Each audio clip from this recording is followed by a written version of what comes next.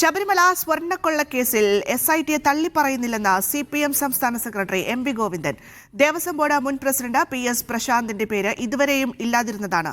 മന്ത്രിയടക്കം അന്വേഷണത്തിൽ സമ്മർദ്ദം ചെലുത്തുന്നുവെന്ന വാർത്തകൾ പുറത്തു വന്നിരുന്നുവെന്നും MV ഗോവിന്ദൻ പറഞ്ഞു. കോടതിയും പറഞ്ഞു, അതുപോലെ തന്നെ SITയും പറഞ്ഞു. കാരണം രണ്ട് FIRലും ഇവരാരുടെയും പേരുണ്ടായിരുന്നില്ല. ആദ്യത്തെ FIRലും ഇല്ല, രണ്ടാമത്തെ FIRലും ഇല്ല. ഇപ്പോഴും ഗവൺമെൻറ് മാറി വന്നതിന് ശേഷം മന്ത്രി തന്നെ ശക്തിയായിട്ട് ഇടപെടുന്ന നിലയുണ്ടായി എന്നുള്ളത് അന്ന് വിമർശനപരമായിട്ട് വന്നെയാണ്.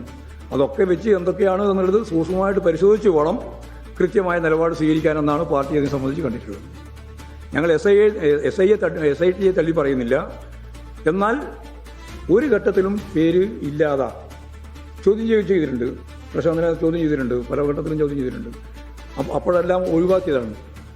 അവരുടെ പേരുമില്ല, FIRലും ഇല്ല, അതുപോലെ തന്നെ ഈ രണ്ടിലുമില്ല, രണ്ട് കേസിലും ഇല്ല. അങ്ങനെയുള്ള ഒരാളെ ഇപ്പോൾ രണ്ടുപേരെയും ഇപ്പോൾ പ്രതിയാക്കിയിരിക്കുന്നു എന്നുള്ളത് അതിൻ്റെ എല്ലാ വിശദാംശങ്ങളും കിട്ടിയതിന് ശേഷം മാത്രമേ നമുക്കൊരു വ്യക്തമായ നിലപാട് പറയാൻ സാധിക്കൂ.